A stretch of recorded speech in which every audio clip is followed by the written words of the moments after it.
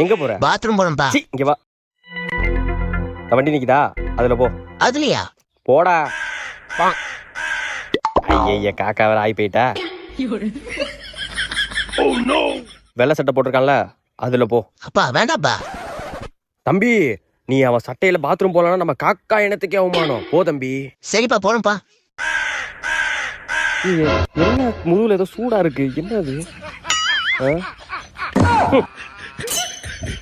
வர வர அந்த காக்கா தொலை தாங்க முடியலையே.